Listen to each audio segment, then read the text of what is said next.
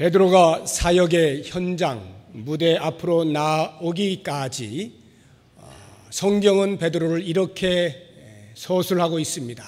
사방으로 두루 다닌 전도자, 사방으로 두루 다닌 전도자. 이 베드로가 예루살렘을 넘어서서 팔레스타인 여러 땅들을 돌아다니게 되어진 것은 두 가지 목적이 있는데, 하나는 두루 다니면서 복음을 전하는 것이고, 또 다른 하나는 세워져 있는 교회와 성도들을 방문하여 교제하고 세워주고 격려하는 일들을 위함입니다. 이 두 가지 일들을 하는 중에 루따에 내려가게 됩니다. 그곳에서 애니야라고 하는 한 남자를 만나게 되는데, 8년 동안 중풍병으로 인하여서 침상에만 누워 있었던 중증 환자였습니다.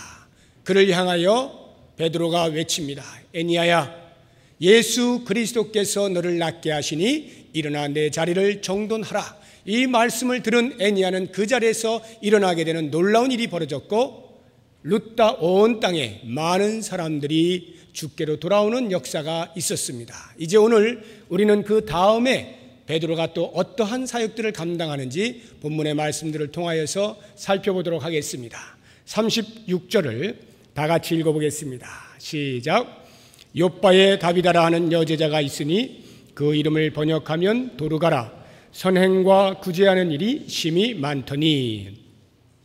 베드로가 루따에서 사역을 하고 있는 또 다른 한편에 욥바에 어떠한 일들이 일어나고 있습니다. 욥바는 어디냐면 루따에서 서쪽 해안 쪽으로 약 15km에서 20km 정도 떨어져 있는 항구 도시입니다. 여러분이 잘 알고 있는 요나가 하나님의 말씀을 거역하고 니느웨로 가지 아니하고 다시스로 가는 배를 타기 위하여 욥바로 내려가지 않습니까? 그 항구 도시 욥바에 이제 베드로의 새로운 사역의 장이 열릴 것을 우리에게 보여주고 있는데, 그 욥바에 한 사람을 소개하고 있습니다.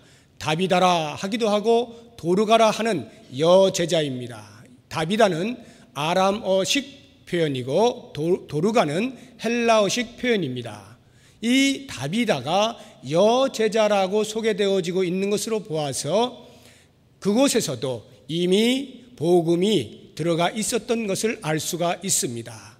우리가 루따에서 많은 예수 믿는 사람들이 있었던 것을 알 수 있었던 것이 빌립 집사가 아소도에서 나타나서 가이사랴까지 가는 그 여정 가운데의 도시들을 지나면서 복음을 전했다라고 하는 것으로 짐작하지 않았습니까? 그와 마찬가지로 루따뿐만 아니라 조금 떨어져 있는 욥바에도 빌립 집사가 분명 지나갔을 것임을 알 수가 있는 것입니다. 그래서 그곳에 성도들이 모여 있는 거죠. 물론 많은 사람이 있지는 않았을 것입니다. 소수이지만 신앙 공동체가 형성이 되어 있는 것을 알 수가 있습니다. 이 다비다라고 하는 여제자를 성경이 어떻게 소개하고 있는가 하면 선행과 구제하는 일이 심히 많은 여인으로 소개하고 있습니다. 선행과 구제를 하는 일에 풍성하였던 사람으로 이 다비다를 소개하고 있는 것입니다. 저는 이 말씀을 보게 되면서 비록 적은 숫자의 사람들이 복음을 받아들이고 신앙 공동체를 형성은 했겠지만, 그래도 그 공동체 안에 이와 같은 아름다운 신앙을 실현해내는 사람이 있다는 것이 참 가슴이 뭉클했습니다. 적은 수들이지만 그 안에서 선행과 구제를 풍성하게 하는 그 당시에 신앙 공동체의 한 단면을 볼 수 있는 것이 얼마나 기쁜 일인지 모르겠습니다. 이 다비다가 어떠한 것으로 선행과 구제를 하였는가 하는 내용은 39절을 보시면 우리가 알 수가 있습니다. 39절 뒷부분을 보시면 도르가가 그들과 함께 있을 때에 지은 속옷과 겉옷을 다 내보이거늘. 속옷과 겉옷, 과부들에게 속옷과 겉옷을 지어서 입힌 그러한 선행입니다. 이 속옷과 겉옷이라고 하는 것은 그 당시 유대인들의 겉옷이라는 것은 이 정도의 겉옷이 아니고요, 이렇게 밤에 추울 때는 그것을 이불로도 사용할 수 있는 이렇게 둘둘 많은 그런 겉옷입니다. 그러니까 그것을 펼치고 나면은 안에 또 옷을 입어야 되겠죠. 그 속옷을 말하는 거예요. 그러한 속옷과 겉옷을 손수 지어서 과부들에게 입혔는데, 당시 과부들은 경제적인 독립을 하지 못한 사람들로 가장 가난한 사람들 아니었습니까? 그들에게 그와 같은 선행을 함으로 구제를 하고 돕는 일들을 감당을 했던 것입니다. 아마도 그런 것으로 보아서 이 다비다는 적어도 바느질을 참 잘했다 하는 것을 알 수가 있고, 또 그러한 옷감들을 구입할 수 있을 정도의 경제적인 여력은 있었겠다 하는 것을 우리가 짐작을 해볼 수가 있는데, 이렇게 바느질 잘한 것을 오늘날로 말하자고 하면 그냥 평범하게 말하면 옷을 수선하는 사람, 이 정도로 할 수가 있을 것이고, 좀 더 세련되게 말을 한다면 패션 디자이너 이렇게 말을 할 수가 있겠습니다. 그러한 재능을 가지고 있었던 것인데, 성경은 이러한 재능을 가리켜서 성경적 용어로 은사라 이렇게 말을 합니다. 은사. 그러니까 바느질을 잘하는 은사를 가지고 있었던 다비다. 그리고 어느 정도 경제적으로 다른 사람을 도울 수 있는 여력을 가진 다비다였던 것이죠. 자, 이 은사. 신앙 공동체 안에 은사가 있다는 것은 참으로 좋은 일입니다. 은사가 무엇이냐면 하나님께서 각 사람에게 주신 재능입니다. 그런데 이 재능은 어느 사람에게는 주고 어느 사람에게는 안 주고 하는 것이 아니라, 각각 재능의 모양은 다를 수 있지만 어느 한 사람 예외 없이 하나님께서는 그 신앙 공동체 안에 들어온 자들에게 다 재능을 주셨어요. 그런데 실제로 자기 자신을 돌아보게 되면 이 자리에 앉아 계신 분들 가운데서도 나는 아무리 나를 살펴보아도 내가 잘하는 게 없다. 하나님이 나에게는 은사를 주신 것 같지 않아. 나는 아무것도 하는 게 없어. 라는 이런 생각을 혹시 하실런지 모르겠어요. 그런 분들은 하나님이 은사를 주시지 않은 것이 아닙니다. 주셨음에도 불구하고 내가 눈을 떠서 바라보지 못하는 거예요. 찾아내지 못한 것입니다. 발견하지 못한 거예요. 어쩌면 게을러서 발견하기를 주저하고 있는지도 모릅니다. 그냥 소홀히 여기고 무시하면 내게 있더라도 알지를 못하는 거죠. 그러나 하나님께서는 반드시 우리에게 각 사람에게 모양에 맞는 재능들을 주신 것입니다. 그렇게 볼 때에 나는 못하는 게 없어, 이렇게 반대로 생각하는 사람도 조금은 이상한 사람이에요. 자아도취에 이렇게 빠져 있는 사람이죠. 나는 뭐를 해도 다른 사람보다 잘해. 이것은 하나님께서 은사를 주신 보편적인 현상이 아닙니다. 그렇게 한 사람만 모든 걸 다 잘할 수 있도록 주시지 않았어요. 반드시 골고루 그렇게 주셨단 말입니다. 이것이 은사인데, 다비다는 이와 같은 은사, 하나님이 자기에게 주신 재능, 바느질 잘하는 것, 약간의 경제력, 이것을 가지고 썩혀두지 아니하고, 또는 다른 사람보다 내가 그것을 잘하니까 자랑하지 아니하고, 또는 의시되지 아니하고 우쭐대지 아니하고 그것으로 다른 사람을 돕는 일에 사용하였습니다.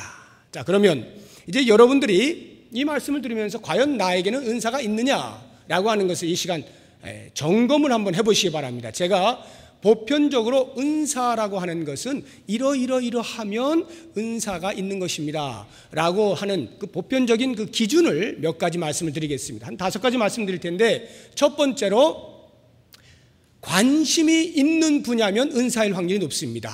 내가 관심을 보일 수 있는 것, 또는 내가 그 일을 함으로써 마음이 기뻐요. 너무나 하는 것이 자연스러워요. 그러면 은사일 확률이 대단히 높습니다. 나아가서 세 번째로 그것을 하는데 잘해요. 내가 아주 잘하면 거의 틀림없이 은사입니다. 네 번째, 다른 사람이 맞아, 너 잘해 이렇게 말하면 그건 뭐 거의 99%입니다. 마지막 5번째, 그렇게 내가 하는 행위를 통하여 다른 사람이 유익을 얻는다, 이러면 100% 은사입니다. 여러분도 한번 생각을 해보십시오. 지금 가만히 생각해 보시고, 과연 나는 그 5가지 가운데에서 어떤 것들이 해당되는가, 과연 해당되는 어떤 무엇이 있는가 잘 살펴보시고, 혹시 5가지를 동시에 만족시키지 않는다 해서 실망하지 마십시오. 잠재되어 있는 것이 아직 발견되지 아니할 수 있는 것이거든요. 그러니까 그런 것들을 발견해낼 때, 눈을 떠서 발견하고자 할 때에 이와 같은 보편적인 기준들을 잘 살펴서 이게 나에게 하나님이 주신 은사였는데 내가 그동안 몰랐구나, 이렇게 발견할 수 있으셔야 됩니다. 자, 그러면 이제 그러한 기준을 따라서 여러분들 지금 머릿속에 담고 있는 나의 재능, 또는 이미 발견되어져 있는 재능들, 그 재능을 가지고 나는 과연 무엇을 하고 있는가를 생각해 보십시오. 그 재능으로 뭘 하고 있는가, 어떻게 하고 있는가. 다비다처럼 그 재능으로, 그 은사로 다른 사람을 돕는 일에 사용하고 있는가를 점검해 보시기 바랍니다. 하나님이 은사를 기가 막히게 좋은 은사를 주셨음에도 불구하고 만약 그것을 나의 자랑으로만 여기기 위하여 존재케 한다면 그것은 은사를 바르게 활용하고 있는 것이 아닙니다. 왜냐하면 은사라고 하는 것은 반드시 공동체 안에 하나님께 주셨을 때 목적이 있는데 그 목적은 하나입니다. 다른 사람의 유익을 위하여, 공동체 전체의 덕을 세우기 위하여 하나님께서 공동체 안에 있는 성도들에게 은사들을 나누어 주신 것입니다. 다시 말하면 내가 은사를 발휘함으로써 다른 사람이 웃을 수 있는 것, 내가 은사를 행함으로써 다른 사람들에게 유익을 미칠 수 있는 그와 같은 은사 행함이 바른 행함이다 라고 하는 것입니다. 그래서 이 은사라고 하는 것은 반드시 섬김이라고 하는 옷을 입고 나아갈 때만이 제대로 발휘할 수가 있어요. 섬김이라고 하는 옷이 없는 한은 이 은사는 때로 자기 교만으로 돌아갈 수가 있고 자기 영광으로 돌아갈 수가 있습니다. 자기 자랑으로 끝날 수가 있어요. 그것은 은사를 제대로 활용한 것이 아닙니다. 이 시간 여러분들 잘 돌아보시고 과연 하나님이 나에게 주셨다고 생각되어지는 그 은사를 나는 얼마만큼 공동체 전체를 위하여 활용하고 있는가 살펴보십시오.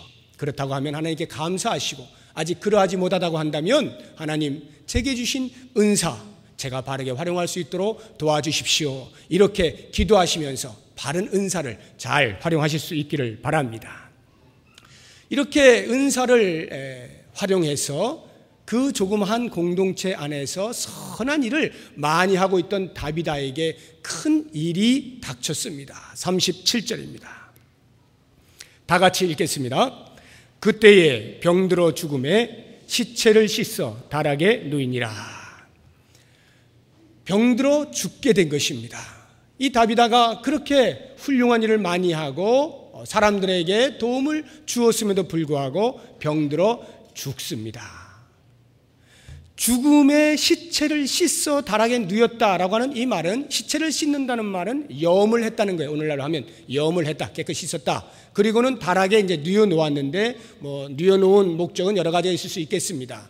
그 당시 유대인의 관습으로는 그 죽은 당일날 장사를 치르게 되어 있습니다. 그런데 이렇게 다락에 누여 놓은 것은 아마도 어떤 사람이 좀 와서 더 봐야 한다든지 이런 일이 있겠죠.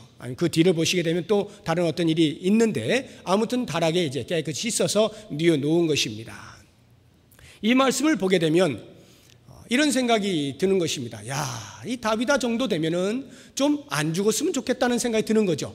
계속 살아서 공동체의 선한 일들을 많이 해주면 좋겠다라고 하는 생각이 들지만 실제로 우리의 삶 가운데서는 죽음을 비껴갈 수 있는 사람이 아무도 없지 않습니까? 죽음을 피할 수 있는 사람이 없어요. 성경에 아무리 훌륭한 믿음의 사람들이 할지라도 다 죽죠.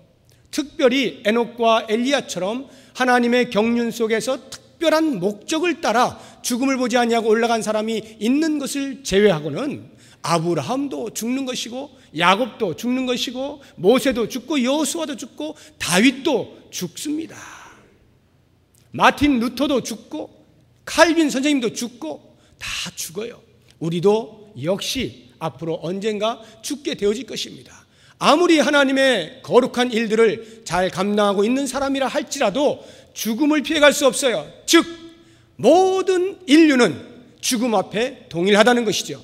이 동일한 사실, 그러나 죽음은 동일하다 할지라도 그 죽음의 질은 똑같지 않습니다.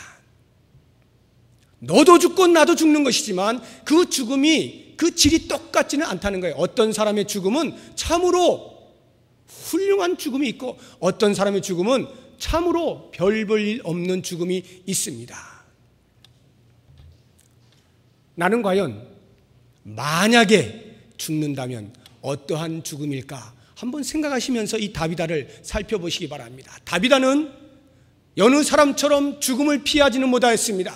그래서 죽었어요.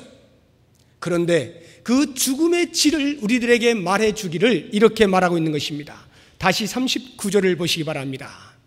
후반부에 보면 모든 과부가 베드로 곁에 서서 울며 도르가가 그들과 함께 있을 때 지은 속옷과 겉옷을 다 내 보이거늘. 지금 이 말씀은 어느 장례식장에 가도 볼 수 있는 그 정도의 울음을 말하고 있는 것이 아닙니다.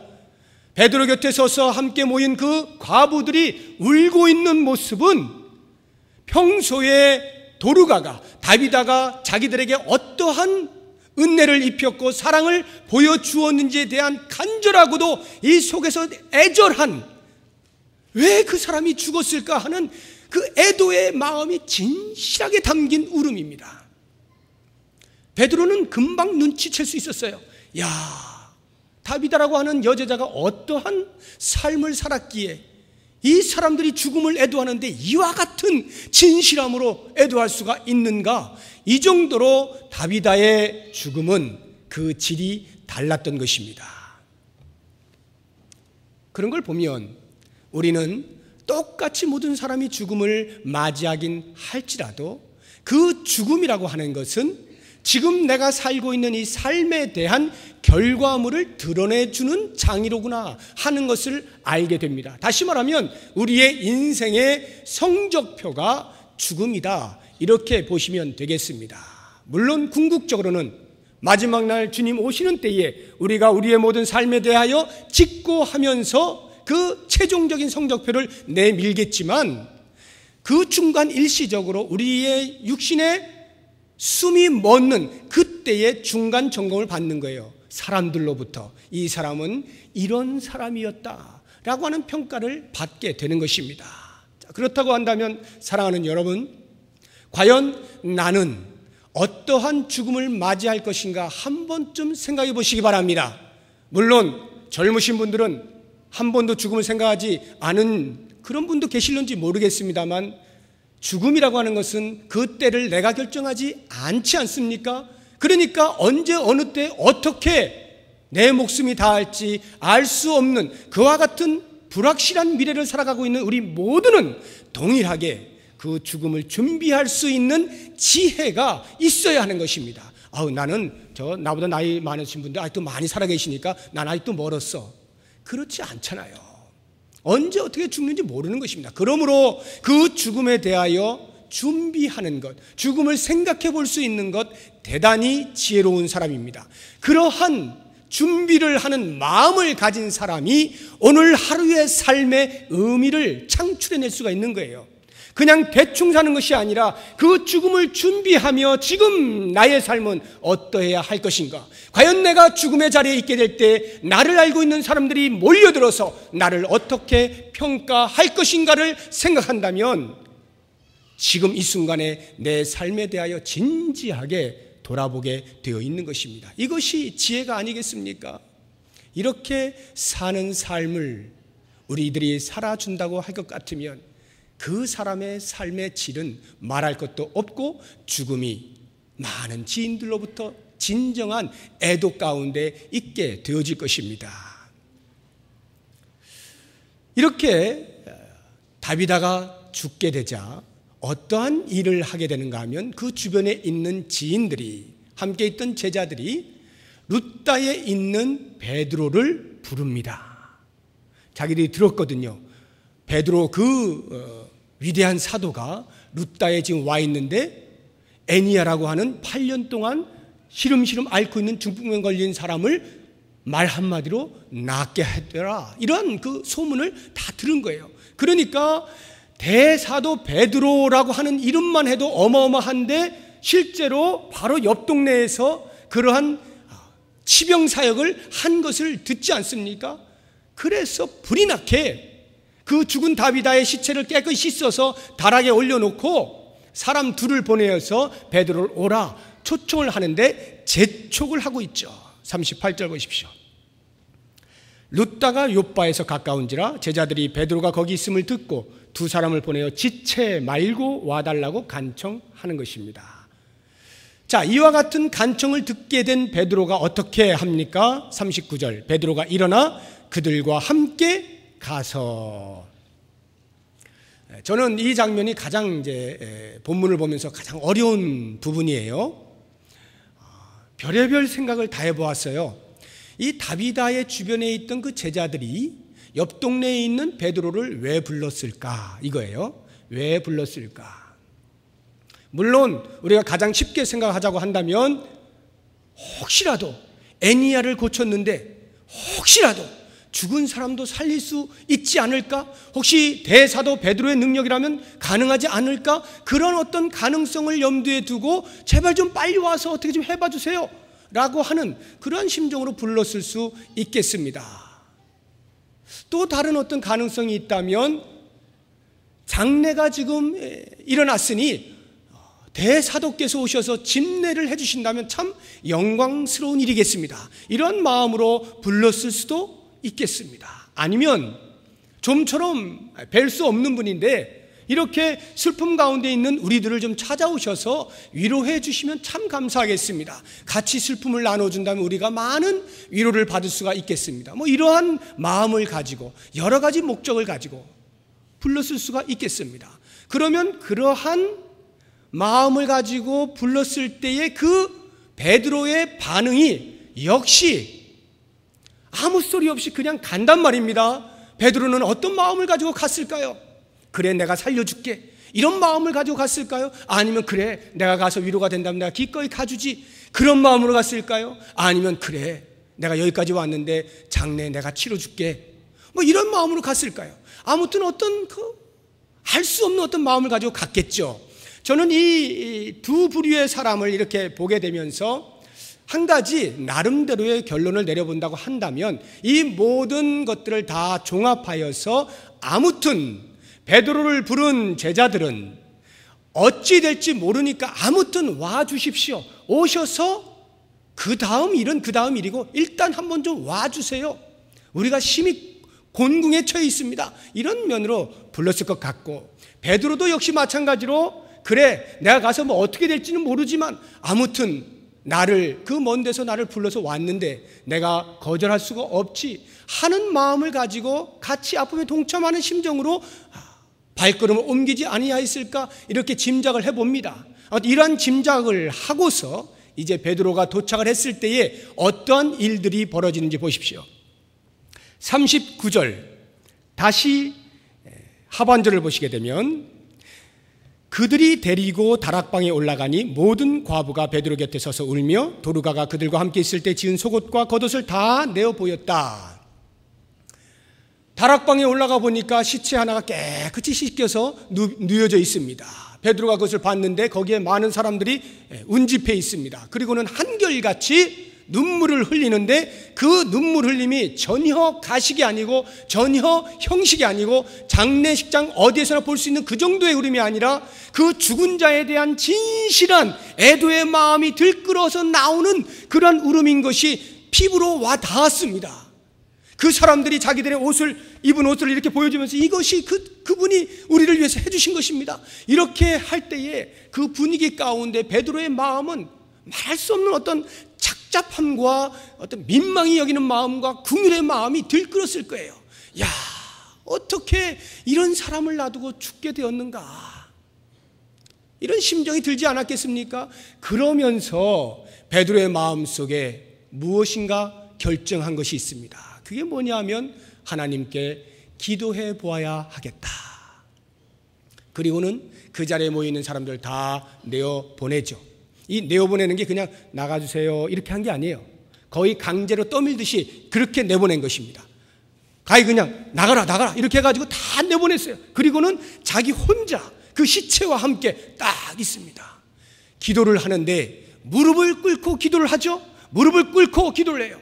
보통은 서서 기도하고 손을 들고 기도하고 하는데 무릎을 꿇었다는 것은 그만큼 간절하다는 거예요. 예수님께서 겟세마네 동산에서 십자가 지기 직전에 무릎을 꿇고 기도하셨던 것처럼 그 간절한 심령으로 무릎을 꿇고 기도를 하는 것입니다. 그러면 무엇을 위하여 기도를 했을까요? 왜 기도했을까요? 얼마나 오랫동안 기도했을까요?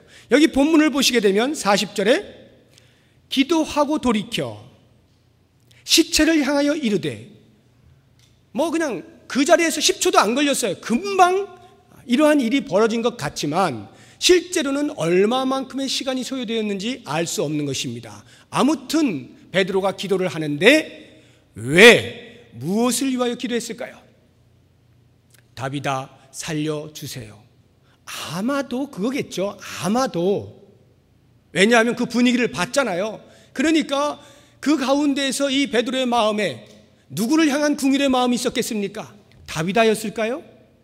아니면 모여든 과부들이었을까요? 죽은 사람에 대하여 무슨 궁율의 마음이 있습니까? 그것은 그냥 애도하면 되는 거죠. 궁율의 마음이 있다면 그것은 살아있는 자들에 대한 마음일 것입니다. 그 과부들을 보니까 너무나 민망한 거예요. 이 사람이 죽음으로 인하여서 시름시름 앓고 자기들도 마치 다 죽을 것만 같은 그러한 모습들을 보게 되어질 때에 그 과부들을 향한 민망한 마음이 생기면서 무릎을 꿇고 기도하는데, 하나님, 여기 지금 이 과부들이 죽어가고 있습니다. 도무지 이 한 사람 죽음으로 인하여서 견딜 수 없는 애통함을 가지고 있습니다. 어떻게 해야 됩니까? 하나님, 만약에 하나님께서 이 다윗아를 살려주신다면, 그래서 그들에게 다시 돌려주신다면 놀라운 회복의 역사가 있지 않겠습니까? 이와 같은 마음을 가지고 간절히 기도하는 거예요.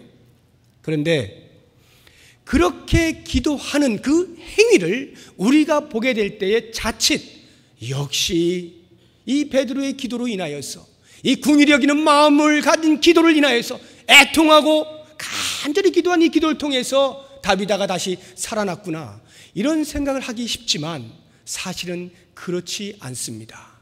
우리는 기도라고 하는 것을 내 마음에 품은 소원과 내 마음에 세워놓은 뜻을 하나님께 아뢰므로써 하나님께서 반드시 나의 뜻을 이루어 주시도록 내 뜻이 관철될 때까지 무릎을 꿇든지 100일 철야 기도를 하든지 새벽 기도를 하든지 일주일 금식 기도를 하든지 이렇게 하는 것으로 생각을 합니다.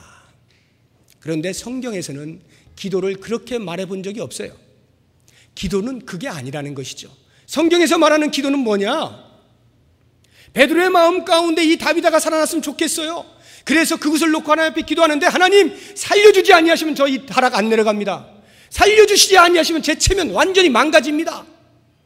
1시간 내에 꼭 살려주십시오. 이렇게 피를 토하고 기도한 것이 아니라, 기도할 때 간절히 기도하는 그 기도의 목적이 무엇이냐 하면, 하나님, 제 마음 가운데는 다윗아가 살아나서 그들에게 돌아가면 좋겠는데 그게 정말 하나님의 뜻일까요? 생명의 주인이 하나님께 있는데, 하나님께서 거두가신 생명인데 제가 비록 그러한 마음이 든다 하여서 그것이 하나님의 마음일까요? 하나님 무엇입니까? 이렇게 나의 뜻을 하나님의 뜻에 맞추는 작업이 기도라 말하고 있는 것입니다. 만약에 하나님의 뜻에 어긋나는 것이 나의 뜻이고 나의 소망이라면 그 소망을 꺾고 굴복시키는 이 일이 기도를 통하여 나타나야 되는 것, 이게 기도예요. 그러니까 베드로가 기도한 것은 다윗아를 꼭 낫게 해주세요, 제가 외칠 겁니다, 이제 제가 외치면 바로 일으켜 세워주십시오, 이거 한 게 아니라, 하나님, 하나님의 뜻이 무엇입니까? 이것을 기도하면서 언제까지 기도했을까요? 하나님이 응답을 주실 때까지. 하나님이 그래 이거야 라고 응답을 주시는 그 순간까지 계속 기도한 거예요. 그러다가 결국에 그의 마음 가운데 하나님이 들리신 음성이 있습니다. 다윗아가 살아나야 되겠다. 그래서 베드로가 그 음성을 듣자마자 뭐합니까? 눈을 벌떡 뜨고 죽은 시체를 향하여서 다윗아야 일어나라 외친 거예요.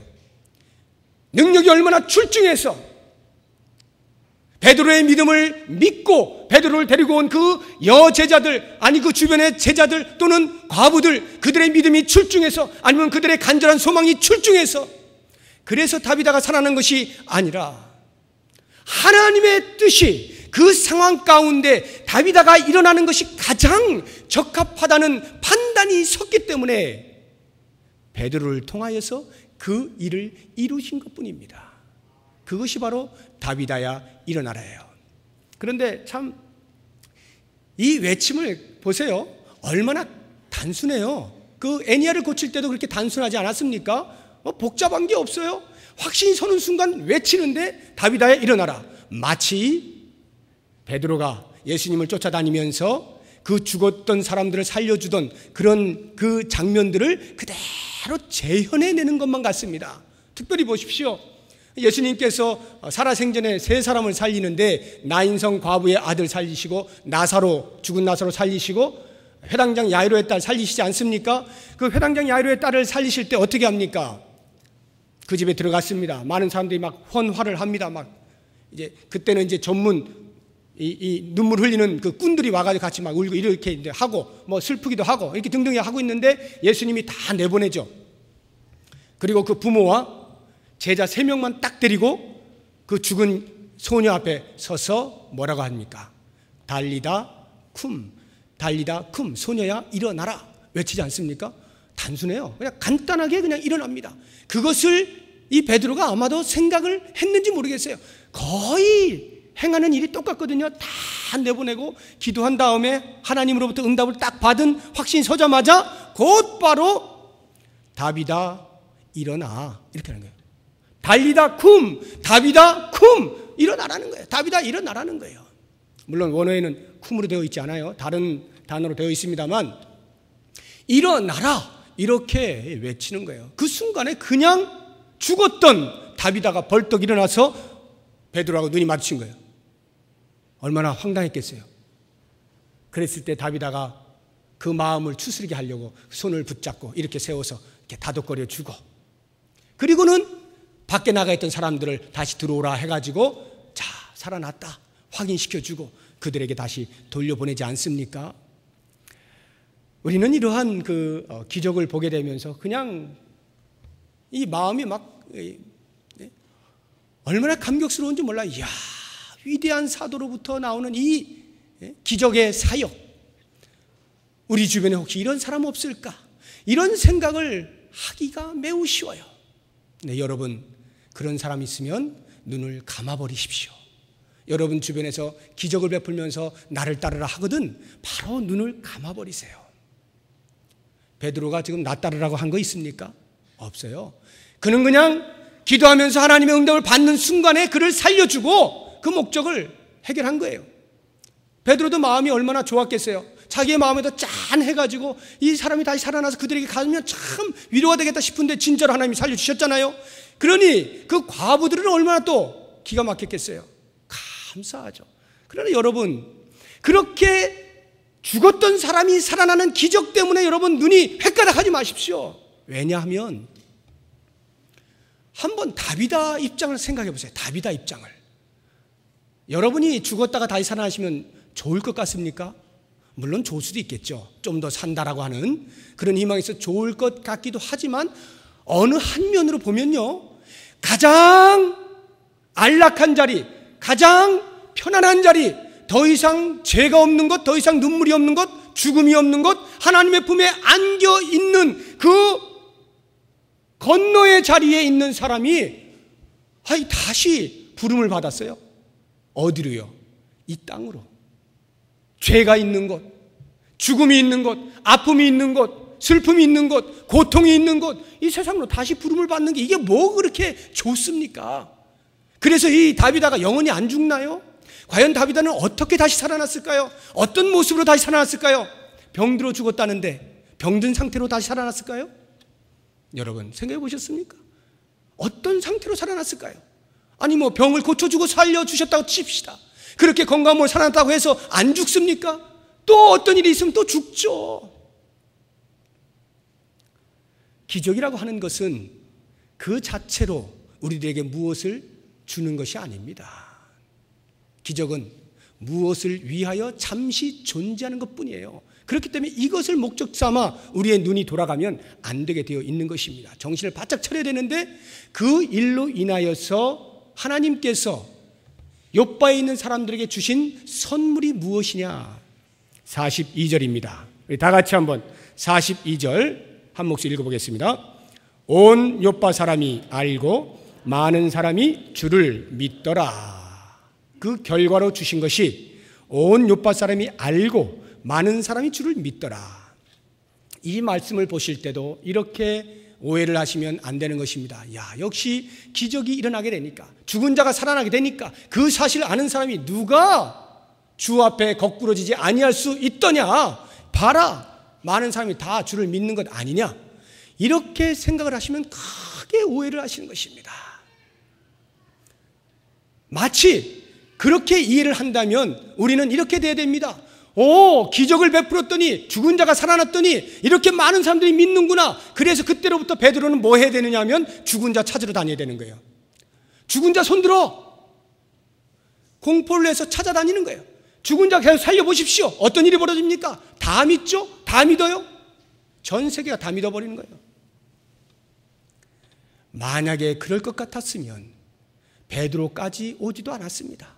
이미 예수님께서 공생기간 동안에 세 사람을 살려주는 동안에 얼마나 놀라운 기적을 3번씩이나 보게 되면서 수많은 사람들이 따르는 것처럼 보이지 않았습니까? 그런데 정작 그들이 최종적으로 있었던 자리가 어디입니까?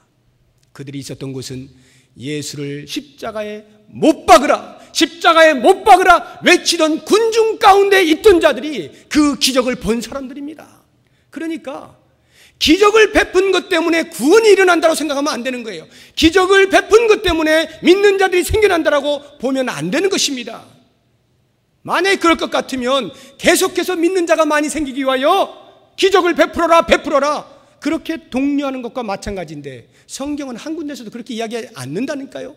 그러니까 여기에 42절에서 말씀하고 있는 마치 죽은 자가 살아난 것으로 인하여서 많은 사람이 믿게 되었다라고 기술하고 있는 것은 그 결과가 아니라 하나님께서 정작 베드로의 기도를 들어주시고 일반 순리를 거스리면서 죽은 자를 다시 살려주신 진정한 목적이 무엇이냐?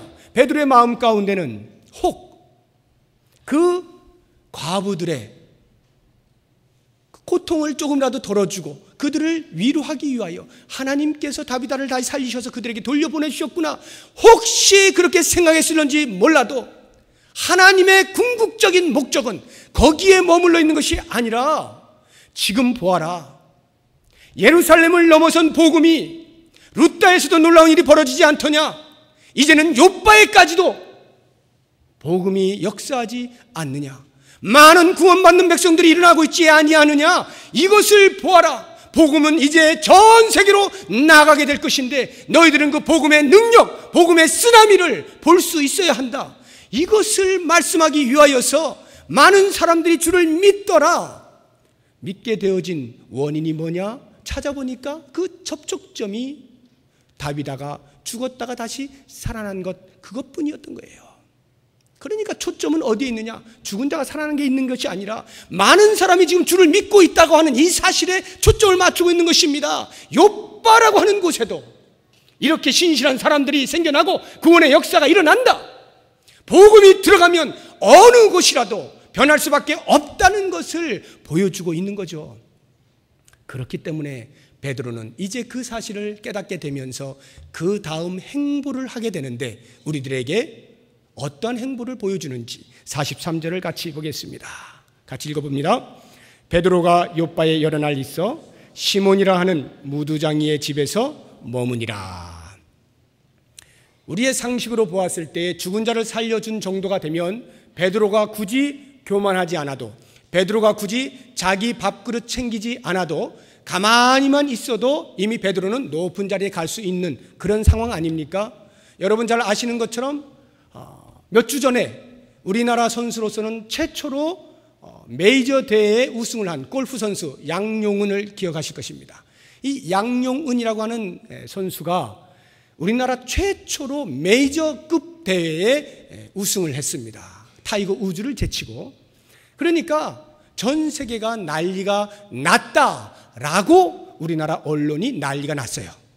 모든 전 세계가 양용은에게 이목이 집중되었다 하면서 온 그 언론이 언론 플레이를 하는데요. 요즘 게임이 조금 별로 안 좋아요. 양용은이 좀 잘하면 더 좋을 텐데 아무튼 이 양용은이 골프 하나 우승해가지고 그 사람을 통하여 나타난 그 효과만 해도 뭐 조가 넘습니다. 뭐 이러한 그 많은 사람들의 그 시선을 끌게 되는 그러한 경우라고 한다면, 만약에 죽은 자를 살렸다라고 하는 사건을 인터넷에 올려서 그 사실을 자세하게 보도를 한다라고 한다면 그 사람은 어떻게 될까요? 양용은 택도 없죠. 난리 나는 겁니다. 모든 시체가 전 세계에서 우리나라 다 몰려드는 거예요. 이런 일들이 벌어지지 않겠습니까? 그렇다고 하면 그 죽은 자를 살린 사람은 양용운이 굳이 아무 일 안 하고 가만히 있어도 그렇게 온 세계 이름이 났던 것처럼 이 사람 이름은 그냥 나는 거예요. 가만히 있어도 제일 높은 자리에 올라가게 되어 있는 것입니다. 그런데 베드로가 어디에 있느냐? 43절이 말하고 있잖아요. 시몬이라 하는 무두장이의 집에 있더라. 이 무두장이가 무슨 말이냐면 가죽 제품을 만드는 사람을 무두장이라 그래요. 동물의 가죽을 이렇게 벗겨서 이렇게 만드는 거죠. 그러면 이것이 그 베드로의 행보에 무엇을 나타내 주느냐? 생각해 보십시오. 가죽을 만들 때에 물론 산 동물 벗겨가지고 만들 수도 있겠죠. 그러나 아무튼 죽이게 돼 있지 않습니까? 그리고 죽은 동물, 대부분 죽은 동물을 어디서 주웠는지 해가지고 그거 가죽 벗겨다가 이렇게 만들지 않겠어요? 그러니까 그 당시에는 율법을 어긴 것이 되는 것입니다. 시체를 만진 자는 동일하게 부정한 거예요. 부정한 자라 해서 취급을 안 해주었습니다. 그래서 이 무두장이라고 하는 이 무두장의 직업은 사람들이 취급을 안 해주었어요. 같이 공동체 안에 별로 어울리지 못하게 했습니다. 그래서 이 무두장의 집은 어느 한편 이렇게 구석에 있어요. 아마도 이 해변가 어딘가 구석에 있었을 거예요. 그러한 사람의 집에 베드로가 가 있는 것입니다. 요바에 자기가 가만히만 있어도 모든 유지들로부터 대접을 받을 수 있는 그 상황에서 때로는 이제 죽은 자까지 살렸으니 뭐 병 고치는 건 아무것도 아니잖아요. 몇 명 더 고쳐주고 뭐 얼마든지 이렇게 자리매김을 할 수 있지 않습니까? 그런데 그러한 행적이 전혀 안 보이잖아요. 오직 성경이 기록하고 있는 것은 그 요바에 여러 날 머무는 동안 무두장이 시몬의 집에 있었다. 무엇을 상징하여 말하고 있는 것입니까? 사람들이 부정하다라고 말하고 사람들이 거부하고 있고 사람들이 어울리지 아니하는 그 사람 집에 놀라운 능력을 행했던 베드로가 들어가 머물므로써 더 이상 베드로는 유대인으로서 구원이 유대인에게만 머문다고 하는 사상을 깨트려 버렸다고 하는 새로운 의식 가운데 베드로가 거듭났다고 하는 것을 보여주는 것 아닙니까? 즉 베드로의 능력을 보여주기 위한 것이 아니라 베드로를 통하여 복음이 어떻게 전진해 나아가고 있는가, 어디까지 나아가고 있는가 라고 하는 것을 보여주지 않습니까? 그래서 10장을 보시게 되면 그 바로 다음에 이방인 고넬료의 성령 강림 사건과 구원 얻는 역사를 기록하고 있잖아요. 바로 이러한 복음을 복음되게 하는 것을 위하여 애니야가 고침을 받은 것이고 죽은 다비다가 다시 살아난 것임을 꼭 기억해야 되는 거예요. 그래서 우리의 마음 가운데는 바로 이 복음이 그 당시에 그렇게 예루살렘을 넘어서서 팔레스타인 전역을 휩쓸고 있는 것처럼 이 시대에 우리 한국 땅에도 오고 전 세계 어디에도 미치지 아니한 것이 없도록 하기 위하여 우리에게 맡기신 복음의 사명을 베드로처럼 겸손하게 끝까지 감당을 하는 각오와 다짐을 할 수 있어야 되는 것입니다. 그래서 오늘 내가 문을 나설 때에 과연 나에게 붙여줄 분이 누구인가? 나를 만나게 하실 분이 누구인가? 나를 통하여 구원을 이루실 그 대상이 누구일까에 대한 기대와 흥분을 가지고 나설 수가 있어야 하는 것입니다. 오늘 말씀을 정리해 보겠습니다. 한 4가지 정도를 말씀을 드리겠습니다. 첫째, 우리 모두는 은사를 받았다. 하나님으로부터 받은 은사를 발견하시기 바라고, 그 은사가 발견되거든 홀로 꽁꽁 가두어두지 마시고 활짝 열어서 공동체의 모든 사람의 유익을 위하여 섬김의 옷을 입고 그 은사를 100분 활용하십시오. 그 다음에 2번째로, 모든 사람은 죽음을 맞이할 수밖에 없습니다. 나는 죽음을 어떻게 준비할 것인가?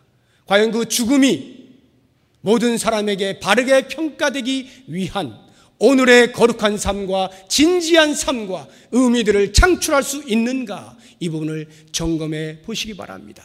그리고 세 번째로, 기도를 할 때는 더 이상 내 뜻을 관철시키기 위한 어떠한 행위로서가 아니라 하나님의 뜻이 나를 통하여 이 땅에 이루어질 것을 소망하면서 내 뜻을 꺾고 내 뜻을 굴복시키는 것으로 기도의 자리에 나오시기를 바랍니다. 마지막 네 번째로, 기적이 구원을 발생시키지 않는 것을 기억하시고 헛된 것을 조차 헤매지 마시고 오직 예수 그리스도를 믿는 믿음으로 말미암아 구원이 일어나는 것 아시고 나에게 맡겨주신 그 복음의 사명 잘 감당해서 하나님 나라를 이루어가는 데 크게 쓰임받을 수 있는 저와 여러분이 되시기를 주의 이름으로 축원합니다. 기도하겠습니다. 하나님, 우리에게 주신 은사들을 공동체를 위하여 기꺼이 쓰되 섬김의 옷을 입고 잘 쓸 수 있도록 도와주시기를 원합니다. 내가 죽을 때 과연 나는 사람들에게 어떠한 평가를 받을까? 하나님 앞에 어떠한 평가를 받을까? 그 죽음을 준비하며 오늘 하루를 의미 있게 살아갈 수 있도록 도우시기를 원합니다. 내가 기도할 때마다 나의 모든 욕심들을 내려놓고 하나님의 거룩한 뜻이 이 땅에 이루어질 것을 위하여 굴복시키며 그 뜻을 세상을 향하여 선포하는 믿음의 사람이 되게 하여 주시옵소서. 복음을 들고 나아가 만나게 될 사람에 대한 기대와 흥분을 가지고 마땅히 맡겨진 사명을 잘 감당하여 하나님의 나라를 크게 확장하는 일에 쓰임받는 우리가 되게 하여 주시옵소서. 예수 그리스도의 이름으로 기도드립니다. 아멘.